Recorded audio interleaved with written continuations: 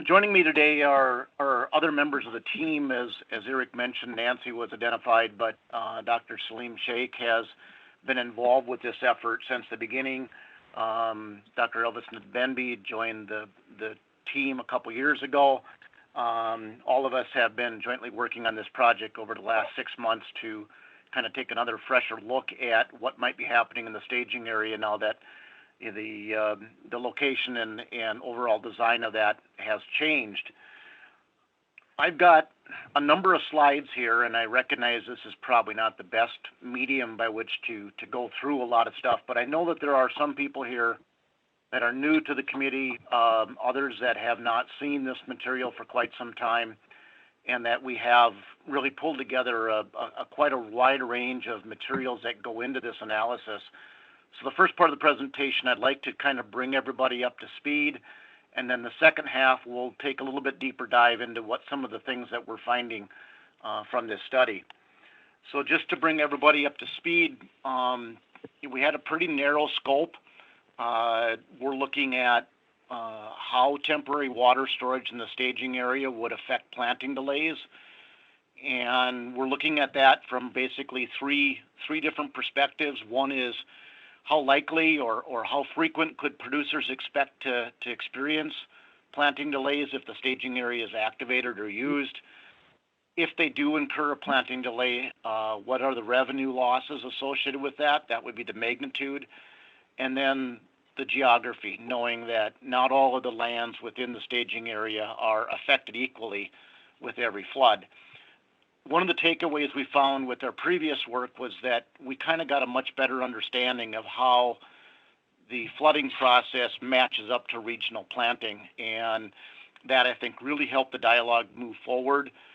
Prior to that point, there wasn't a lot of empirical work that was done to match up those two issues. So a lot of what we have today is a refinement from some of that original work. This is our analytical outline. This is something that has been kept constant throughout all of the studies. We bring three main pieces of information together. One is the hydrology. That's what's happening to the land in the staging area. We have historical data on when planting can start, planting rates, and then we have economic factors which look at crop prices, yields, decline functions, when producers would switch to another crop, and so on. This all feeds into a simulation where we try to look at different combinations of what might happen during any given flood based on the parameters that we got for data. So one of the things that we want to touch on here is the hydrology information that was given to us.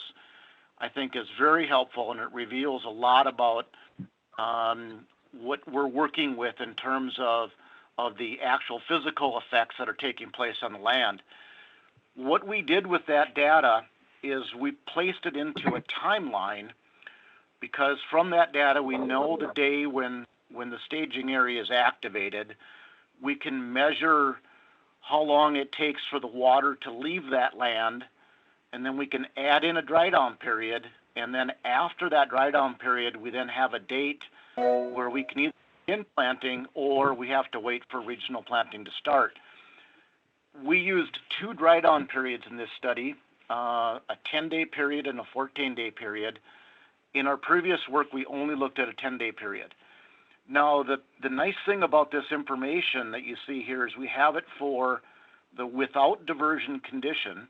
In other words, what happens on that land if the diversion staging area is not built or the diversion does not operate.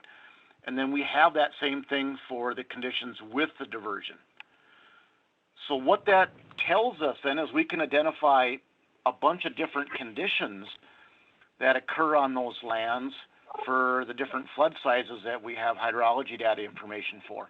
We've identified 5 different types of effects of flooding, and those storage areas are placed into those groups for purposes of presenting the results. So we have land that does not flood. We have lands that in the staging area for various sized events do not flood. We have some tracts of land where the water on the land will be the same duration with the diversion as without. We obviously have some tracts of land that will now experience flooding that lasts longer. We have a few minor circumstances where the addition of culverts or other water conveyance ditches and stuff maybe mitigate some of that flooding slightly shorter. And then, of course, we have lands they would not flood, and they do flood now. The thing that's kind of interesting when we look at this data is that we have 241 individual pieces or storage areas, and the flood effects on those 241 storage areas vary across all 10 flood events. So that makes making generalizations kind of difficult. One thing to keep in mind is that these groups describe the type of flooding, what the flooding effects are, the difference between flooding with and without the diversion. It does not correlate with how long the water is on the land. Okay, so that's a different measure. The graph you see here is the storage area acres, 54,450, I think is a pretty close number. The blue areas are lands that are not adversely affected. Okay, that this was land that would not flood or floods the same or floods shorter, or however the hydrology suggests that water will move more quickly. The red areas are the areas that are adversely affected. Those are areas that either flood longer or have new flooding on those lands. We take a closer look at those areas that are adversely affected. The vast majority of those acres, as you see in these green tinted portions of each of these bars, the green area represent lands that flood longer. Generally speaking, the vast majority of those lands flood 1 to 5 days longer, or the inundation period is 1 to 5 days longer than it would be without. The smaller, more colored, variated areas on top of each of these bars, those are the areas that have new flooding, and they tend to have a much greater degree of difference between, obviously, no flooding and with the diversion. The numbers that are presented here in this graphic are 14-day dry down. We do have the 10-day, but the 10-day numbers would be slightly less for the areas that do not flood. Keep in mind that if the land already floods, the dry down period applies to that scenario as much as it applies to when the diversion is used. So for some of these tracts of land, the dry down period may move things a little bit, but it doesn't represent a large increase in the delay that producers might experience. We have a number of factors in our analysis that are allowed to vary depending upon what the historical data is telling us. And these are very critical to getting kind of a realistic portrayal of what could happen, considering that we're dealing with a lot of weather-related events. We know that floods do not occur on the same calendar date every year. In fact, we do know from the data that there is a range of dates under which the staging area would be triggered. In other words, the gates would close or the water would start accumulating in the staging area. We use the past data then to give us a range of what we think the most likely dates would be. That's that graph on the right. So that goes into our model as one of the factors that we allow to vary in our analysis. The other two factors that vary based on historical data are when planting can begin. We know that planting doesn't begin on the same day or the same week every year. We also know that planting rates change. We have cold, wet springs, we have dry springs, we have a number of factors which affect the capacity of producers to put a crop in the ground. Both of those factors are allowed to change in the model as well. We use planting progress rate for sugar beets to represent when we think wheat, corn, and sugar beets can be planted. We have similar data like this for soybeans, but we didn't present it for sake of brevity. Here now is a visualization when we start placing those different components on a same timeline. In other words, we look at these calendar dates down here. We can see the blue bars to the left are when we think the flood will occur, and you can see that the most often dates are basically that first week in April. You can see we have red bars that indicate when we think planting can begin for wheat, sugar beets, and corn, and then the green is when soybeans come in. Notice that the statistical analysis here does produce some overlap. We take those overlaps out if they happen to conflict with each other. In other words, we know that corn planting can't start if we're still in a flood. So this is kind of a gathering of those moving pieces. Talking a little bit about the agricultural production factors, we have yield reduction functions based on target yields. These measure kind of the yield penalty that producers will have the later into the spring they go in terms of being able to put the crop in. We also have agronomic dates in the model that tell us when producers will switch from corn and wheat to soybeans, when producers might quit planting, and then those acres are going to PP. We have crop prices. We're modeling 4 crops: corn, wheat, sugar beets, and soybeans. And we also developed a lot of these metrics and parameters were from over the previous studies have been based on NDSU specialists, and we did have a focus with producers to vet some of these issues with the producers that are operating in the staging area. So those are kind of some of the key components that go into the analysis. Excuse me, I'm just going to interrupt you for a second. If someone doesn't have their phone on mute, I hear some banging in the background. Would you please mute it? Thank you. Madam Chair? Yes. Madam Chair, I'm just curious, does everybody know that they can follow this on the live streaming? I'm just assuming they do, but it took me a little bit to figure that out. Well, I don't know that, John. I figured it out, which it just sort of showed up in front of me. That is an advantage for those of you that are just calling in on your phone. If you do get this going on your computer, it really it's pretty slick. It's almost like being there. So hopefully people can play around with your computers and figure out how to use this, because it's a great tool. Thank you. One of the things we may be able to do next month is we may be able to revisit some of the materials that some of the people were not able to see, and maybe some of those materials can be handed out in advance on paper. We'll make sure that anybody who wants to see the detail that we've got here has a chance to look at it and get a copy. So how does, go ahead. No, and I don't want to interrupt the presentation, but yes, I think we should discuss that. It's there's something about having paper that you can highlight and so on and so forth, at least for some of us, but this is great. So go ahead and continue, please. I think it's important now that we've got a feel for all of the things that we pulled together, really how does it work, or how do we actually determine if there's a planting delay? Understanding that will help, I think, you guys understand maybe the results a little bit better.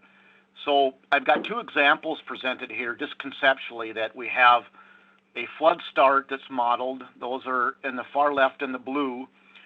The land is flooded, the water leaves the land, we have a dry down period, and then we have, at some point in this process, the spring advances far enough along that regional planting starts. And so the condition above would be one where we've modeled the effects of flooding to be over on that tract of land. The water has left. We've given it its allocated dry down, whether it's 10 days or 14 days, but no regional planting has started. So in that case, there wouldn't be a delay, because the general conditions throughout the region are not good enough yet for planting to begin. The second example is where we come in now in the model and we start measuring the days that are involved between these dates. And we would see here that regional planting in the second example already starts in the region, but that tract of land is not ready to plant. And so we would then begin measuring those delays and accumulating how those delays would affect yields and revenue. So it's kind of a mechanical assessment of kind of how we go about piecing all these pieces together. Keep in mind that not every delay will translate into a revenue loss. We are modeling a period of time in the spring that we consider to be optimal. This was provided to us by the agronomists. If we have a delay within that period, some of these tracks maybe have a 1 or a 2 day delay, and they get started and that land gets planted before they're out of that optimal period. They were delayed, but they weren't penalized. And we have other conditions like the last one where we have a substantial delay, where in the absence of the diversion, they would have gotten most of their crop in a timely manner, and because of the diversion, they're getting it in, but at a substantial penalty for getting it in late. These are kind of a couple the mechanics of how it works. So I'd like to spend the rest of the time now on what we're learning from this exercise, what we're finding out from what the data can say when we put all this together. So here we have some results for tracts of land that flood longer. In other words, these lands would flood without the diversion, but when we run the staging area for these larger floods, the water is held on the land and it's on the land longer. So when we look at the 5 floods that I've identified here, the 25-year XL, which is an attempt to model the 1997 flood, a 50-year event, the 2009 event, which was a large event here about 10 years ago, and a 100-year event. We can see that there's greater than a 50% chance on these tracts of land that there's a flooding delay if they were to have that particular size flood. In other words, in some cases, like with the 1997 flood, there's a 100% chance those lands will have some planting delay. That's all this is telling us, is if they could incur a planting delay. Now, when we go from the 10-day to the 14-day, we can see that the frequency in some cases, it goes up. But in the case of group 3 here, you can see that does the odds of having a larger revenue loss per acre change a lot? It doesn't change a lot, and we'll see some more numbers to that effect. But suffice to say, these tracts of land have a high probability of incurring some planting delays for any of these flood events, and that's based on our 10,000 simulations. This is the same information now presented for those tracts of land that flood, that have new flooding. This is the group 5 tracts. Here what we're seeing is that the frequency at which these tracts of land may incur a flooding delay is a little lower. Okay, so they're not as likely to incur a planting delay as frequently as the other tracts, but you can see the percentage of the time that they may have a planting delay that causes greater than $25 an acre is considerably higher. So we're seeing that these tracts of land, perhaps frequency is lower, magnitude of losses could be higher. Now, I need to emphasize that the numbers you see here are for all tracts of land within this category and averaged for all crops.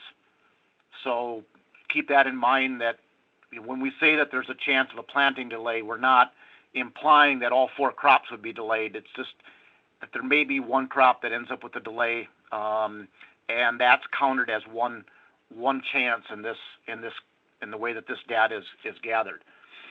So the probability overall is about 50% with a 10-day dry down. That goes up between 50 and 75% with a 14-day dry down. Now, keep in mind that the model that we ran takes a look at 10,000 different combinations, and so we can see patterns that will emerge from the data that will give us an indication of how likely something is to happen. We're dealing with weather after all, and so I mean it's not we can't give you a point number and say every year the flood will occur on this date and planting will start here and this is the number. So what you see here is you see revenue losses for corn with a 14-day dry down on areas that flood longer and areas with new flooding. Now what we've done is I've gone in and I pulled out the 5% of the combinations that are the worst for the producer. In other words, a late flood, an early start to planting season, and a slow planting rate are probably the combinations that we're looking at. And you can see here that across the 5 floods that we've presented here. We have 10 in the paper, but 5 for brevity. We're looking at between $20 and $30 an acre for planting delays in those worst conditions. In the average conditions, we're probably 5 to 10. The best conditions, there are no planting delays. So we do still have within the model combinations that produce conditions that don't produce a planting delay. It's not inevitable. It's more or less needs to be looked at in terms of a likelihood. When we move to the areas that have new flooding, you can see here that we have the magnitude, as we alluded to in the previous slides. You can see here that across those flood types, now we're looking at losses that are approaching $60 to $70 an acre. Those would be worst case conditions. The averages now are probably between 10 and 20. So they're up from the other averages for the other lands and still, quite a bit lower than the worst case. It helps, this graphic, I think, helps frame kind of the fact that we're dealing with a range of conditions with what the data is telling us, and that if we put things only in averages, it sometimes can mask what can happen on either end of that spectrum. This is the same slide for wheat. You can see a very similar pattern here where we have losses approaching $20 an acre in the worst case scenarios for those acres that, or for those tracts of land that flood longer, averages around $10 an acre, and there are conditions again that produce no damages. When we look at the areas of new flooding, the worst situations for those tracts of land produce losses approaching $80 to $90 an acre. And the average condition under those circumstances is going to be about a $20 per acre loss. Looking at sugar beets, keep in mind that wheat, corn, and sugar beets are using the same planting start dates and the same planting rates. So we are going to see some similarity among the results for those three crops. The difference with sugar beets is that because it's such a high value crop, the scale on this graph shows that these losses are considerably higher for sugar beets than they would be for wheat and corn. And some of that too is due to the penalties that the sugar beet yields have with the delays in planting. So you can see here delays probably 25 to 30 are on average for those floods, those lands that flood longer, approaching $50 on average for those lands that have new flooding. And again, we do have conditions in the model, the better circumstances from a producer standpoint that do not produce any planting delays. Looking at soybeans, this is a key driver for a large part of the numbers that we've got and the numbers that people have seen, is that we have a high percentage of the acreage in the staging area that gets planted to soybeans.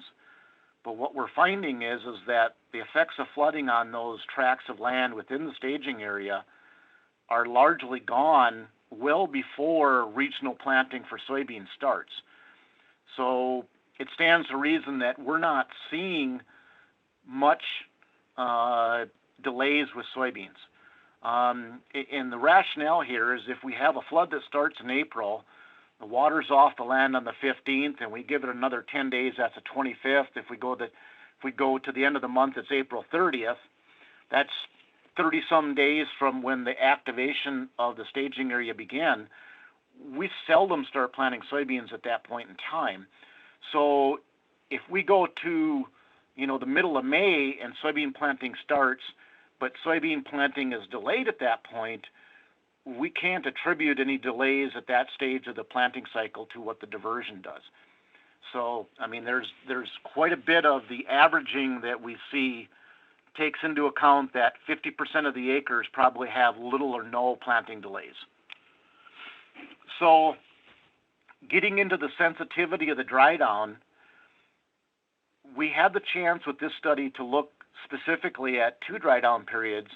The 10-day dry down period was what producers said was a reasonable number with the very first study we did 5 years ago, and we've retained that in the subsequent studies we've did.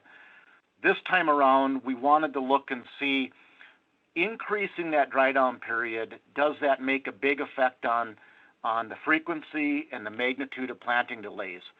If we look at the numbers in this table, for those lands that flood longer, the actual dollar value per acre is not real large. Again, this kind of comes back to this averaging that we have when we bring in soybeans. But look at the percent change. It does have a big effect. But of course, some of that is you have to temper those numbers with understanding that if you go from 1 to 2, you have a 100% increase, but the magnitude is still relatively low. When we go from 10 to 14-day dry down, what does that have on the probability that they'll have a planting delay? And what's really interesting about this is across both tracts of land, or both types of flooding, the flood longer land and the new flooding land, they have about a 15 to 16% increase in the chance that they'll have a flooding or they'll have a planting delay. So it does increase the frequency and it does increase the magnitude. So we can come away from this just by even presenting these averages that the dry down requirements are going to affect the planting delays or the revenue losses experienced by the producer. Unfortunately, we don't have the capacity to let this particular parameter vary like we do with the flood starts and the planting rates. We just don't have any data on that. We don't know how often the dry down period will be 10 days, how often it'll be 14. Is there a chance it could be more than that? Is there a chance it could be as few as 7 days? We're left to modeling this with just these two numbers for the time being. Do not worry about the numbers in the graph here or this table. This was presented as an example of the type of detail that we do have available in the main report, and we have this available at a level of detail that people can go in and track what's happening across all of these different flood events based on an individual storage area. But what I did circle here is that what you've seen to this point in the presentation and the material that we brought forward today is looking at things that are categorized by the type of flooding. Does it flood longer? Is it new flooding?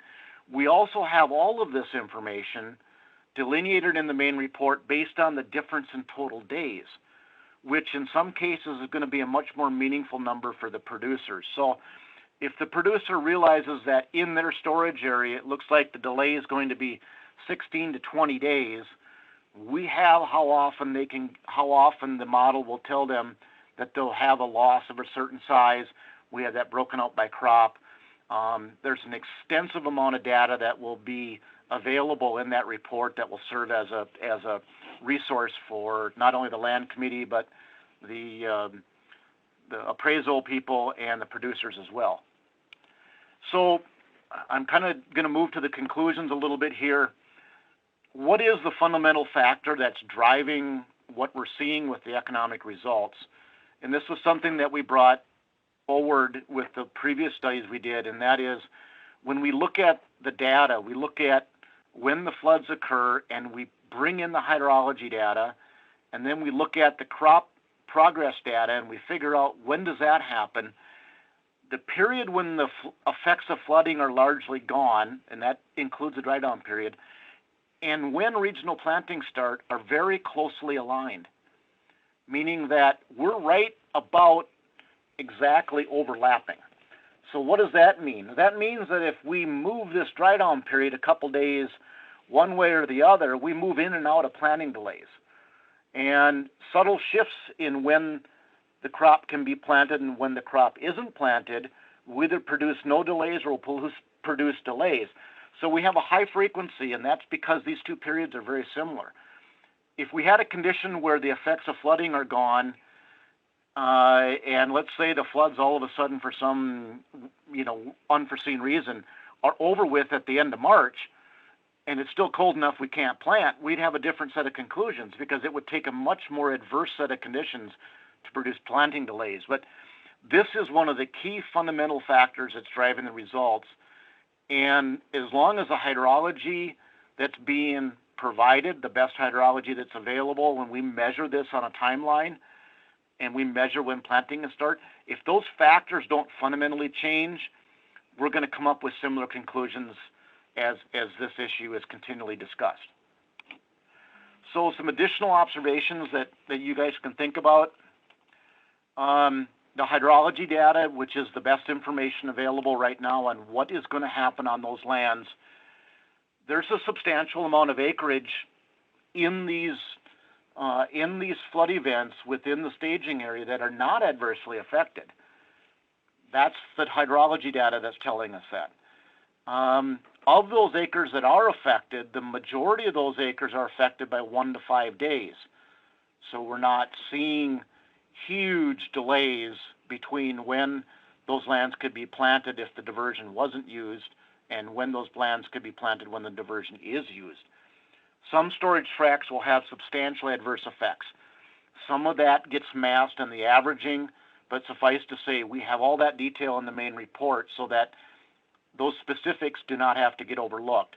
It's difficult to present all of the things that are coming out of this model in a 20-minute presentation. We could spend an hour and go through the nuances, but suffice to say, there are some areas that will have larger losses than others, and they will have it on a more frequent basis. Looking at the economic and historical data that we've pulled together over the last 5 years and looked at it, as I mentioned earlier, a big chunk of what we're coming up with for damages is tied back to that we've got 50% of the land in soybeans, and soybeans is a crop that gets planted later into the spring. Usually the effects of flooding are long over with, or at least we would hope that the man-made aspects of that flooding are long over with. That's driving a lot of the results. So for any one of these storage areas, 50% of the land in that storage area on any given flood event may not experience any planting delays. That makes it difficult to understand what might happen if the flood occurs the year the guy is going to plant corn versus the year when the guy was going to plant soybeans. So these are things to kind of keep in mind. The losses that we've seen with the way that we've structured the analysis do suggest that the dry down requirements are capable of changing some of the frequency and magnitude of those losses. So we can conclude with some pretty strong certainty that dry down is going to have an effect on the producers. Unfortunately, we don't have a good way of saying exactly what that time period will be, but we do know that it's a factor in the analysis. I think what we're looking at here when we looked at those worst case scenarios was that combinations of long or late occurring floods and relatively earlier planting start dates are really the combinations that are producing the worst results. When we have a flood like 97, we notice that the results from the 97 based hydrology modeling produced damages that were greater than the 100-year flood. We have a 10, a 20, a 25, a 50, a 100, a 500, a PMF, and a 2009. Those ones that are not modeled after an actual event are what the hydrology folks call synthetic events. They're based on the best interpretation of what the flood would look like. When we look at examples of what's happened with actual floods, it's probably much more likely that the characteristic of the flood will influence the damages more than the overall size of the flood. So those are, again, more nuances to take into consideration. I know that we wanted to save time for questions. I think we have all of the research team available. Hey, Dean, this is Eric.